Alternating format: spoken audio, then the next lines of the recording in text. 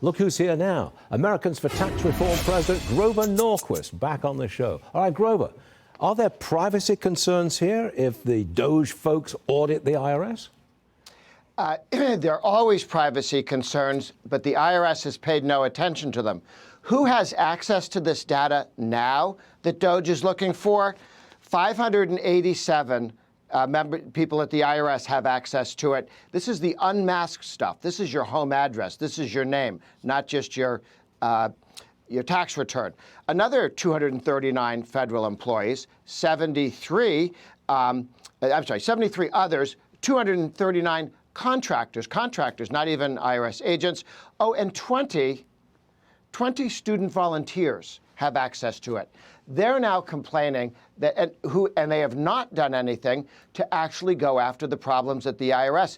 All during this administration, they stalled efforts to find out, how many guns they have, how many cars they have, who drives the cars, what the rules are on these things. It's been a real mess. We need a real investigation of all these contracts, and they've had no interest, the Democrats, in the privacy of the American people for 4 years. You're a tax guy. Florida's Governor DeSantis, he has endorsed the idea of abolishing property taxes throughout Florida, which would require a constitutional amendment. Could this work, abolishing property taxes in Florida? What would you replace the revenue? How would you replace the revenue? Well, replacing one tax with another never does any good. I'd be much more interested in reducing the income tax as low as we can get it without creating another one.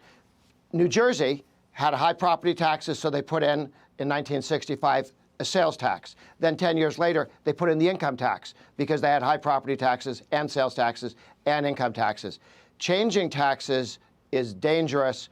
Reducing the ones you have is a good idea. So you like the idea, no property taxes in Florida?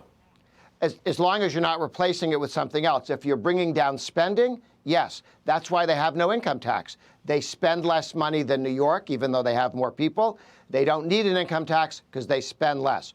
You can take the property tax down as you reduce spending. It's not going to well, it's not going to happen in blue states, but you think it'll spread to more red states?